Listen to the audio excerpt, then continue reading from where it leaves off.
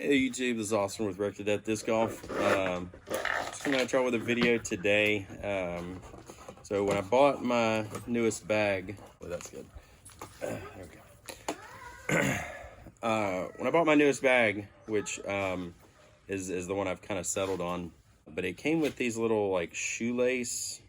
And the guy who had it before me, these little shoelace red, white, and U zipper pulls.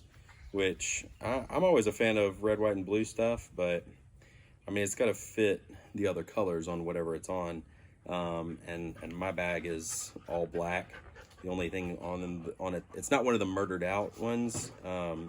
It does have the black and white. Maybe it started out as white. It's more gray now, but it might be that black and charcoal pound logo on it.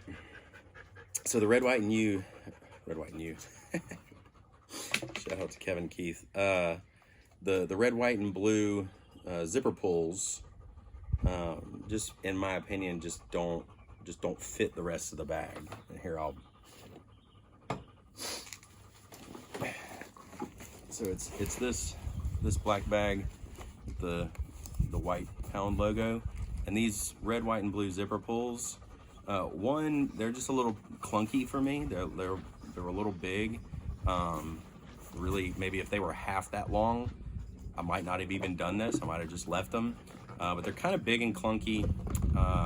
And then I would rather have black to match the rest of the bag. So that's what I'm doing. I'm gonna do this black zipper cord with the Cobra knot, Cobra weave. Cobra, whatever you call it. I think it's a little bit smaller, a little bit sleeker, and black like the rest of the bag. So I'm gonna just show you how to do one of these weaves. They're fairly simple. The only tools you really need is a pair of scissors and a lighter, and then the knowledge of how to do it. And like once you understand how this knot fits together, it's pretty quick. But even saying that, I do myself have to go look up how to do them every time I go to do these on one of these bags. But I'll set y'all up here where y'all can see where I'm working. The way I like to do them, you have to put the paracord on the zipper first and then kind of tie it backwards, from what most of the videos that I've seen show. Most of the videos that I see, it's like people wait until the zipper tab, like breaks off of the rest of the zipper, and then they do these paracord pulls to replace that little metal tab. I like to run mine through the metal tab and not like clip it off or bypass the tab in any way. I incorporate the tab into how I tie it onto the bag. All right, we're gonna do this top one. All right, so one thing that'll happen sometimes when you cut the paracord is the inside, the actual cords inside the casing will start to kind of peek out like that. What you can do is just kind of grab the outside. These fingers, I'm just kind of holding it, and you just kind of pull it out this way, and it pulls the casing back down and hides the inside paracord again. And if you do this, you probably need to get a lighter that has a little bit more juice, or do it on a less windy day. There we go. Okay, so you just kind of do that until it starts smoking. All right, and then you give it a second. Yeah, all right, it's good. All right, so I'm gonna take really about from my knee to my ankle is what I'm gonna do, and I'm 5'10", so 5'10", 5'11". I think I'm technically like 5'11" and 3/4, but I heard someone say it's like if someone says they're 5'11", you know they're 5'10", because if you were 5'11", you would just lie and say you were 6 foot. But it's like, I don't know, it doesn't make a whole lot of sense to me. So I'm like 5'11" and a quarter, I think. But I just say like 5'10". I'll say like 5'10", 5'11", something like that. Even when the doctor asks me, I'll be like 5'10", 5'11", something like that. And I don't know what they put on their little charts after that. But all right, so this is what I was talking about. Well, a lot of times what guys will do is they'll just use this, and I mean for like camping and stuff, not necessarily for disc golf, but they'll just use this as their zipper pull, and then when this thing breaks off and they just have this part left, then they'll do these zipper pulls. There's nothing wrong with that strategy. I just feel like for disc golf, these zipper pulls are almost more decorative than anything else. So I don't want to wait to break this off to put these on. I want to go ahead and put them on. So what I do, I tried a couple of times just going through this bottom one, and that's fine. It's just a little loosey-goosey. So what I've started doing is I run it through this top one and then back through this bottom one, and then I run the other end the other way through the bottom one, so that it kind of bites like that. It doesn't really bite because it could just slip out if it wasn't tight at the end. But I like this look better than like this, where it's like a, what do you call that?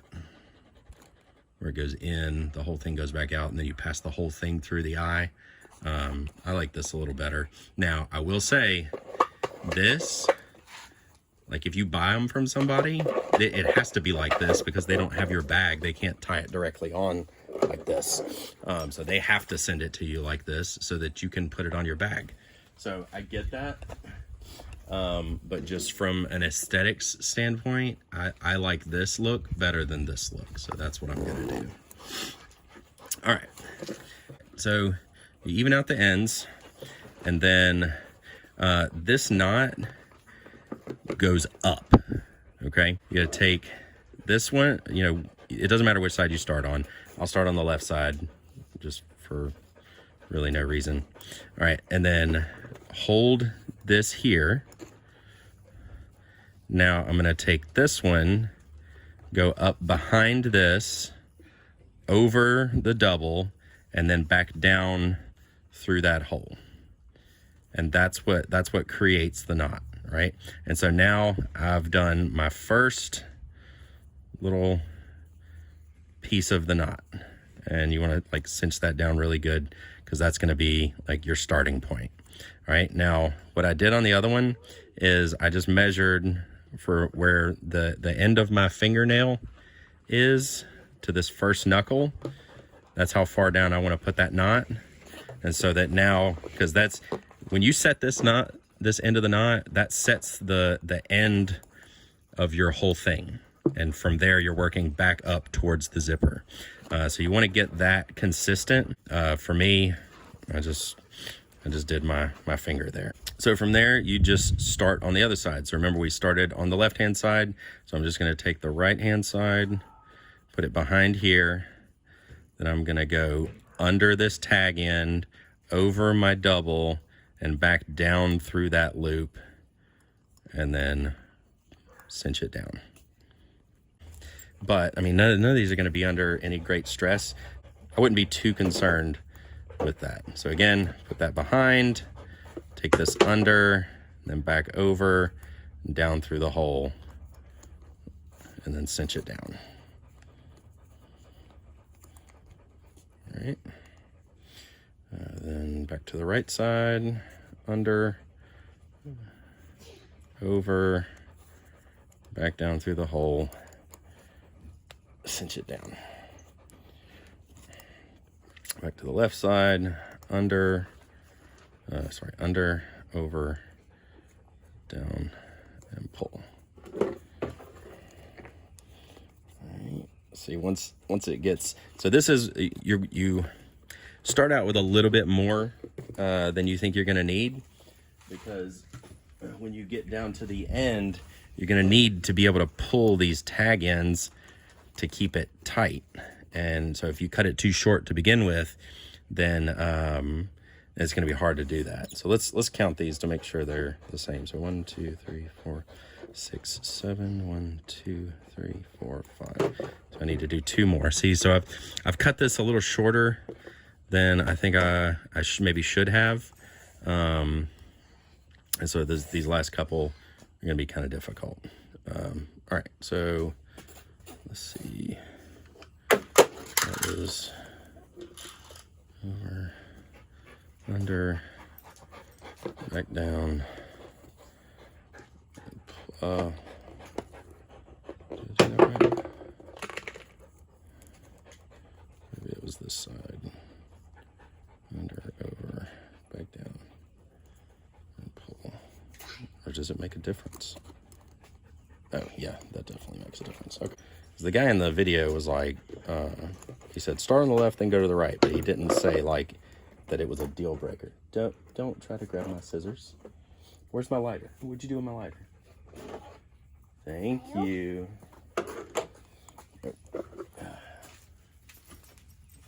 You going inside? Okay. All right, so see now these are, I'm supposed to do 1 more, but now I've left myself short. So maybe I need to do, oh yeah, that's gonna, well, I can always take 1 out of this one. That'd be fine. Yeah, that's what I'll do. I'll do that later. All right, so, well, really nobody's gonna know but me and whoever watches this video. So, all right. I don't think anybody's gonna be coming up counting my my Cobra braid and say, oh, this one has 7 and this one has 6. You did an awful job. And then honestly, if somebody's gonna do that, then I really don't care what they think anyway. They probably have a lot of opinions that are different. All right, so there it is. The Cobra weave, Cobra braid, Cobra, King Cobra, Shelby Cobra, whatever you want to call it. I don't know. All right, one thing I figured out while I was doing this, it does matter. If you alternate, you do need to alternate to keep this pattern. I figured it out while I was doing this one. I got done and I was like, that just doesn't look right. And it was because I had done left twice in a row. So if you're trying to do it in an area where you keep getting distracted, one way that you can keep up with it is to make sure you start on the same side every time.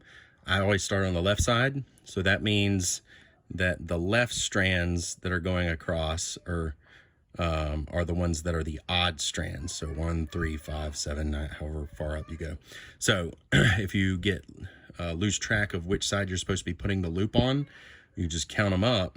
And like say, for instance, I'm done with this one and I just need to snip it and burn it. But if I were doing another one, I would go 1, 2, 3, 4, 5, 6. Okay, the next one's 7. 7's odd, so that's a left loop. And then I would just finish the loop and pull it through. And then that would continue the pattern, but I'm only doing 6. So, but just a tip, if you keep getting distracted like I did.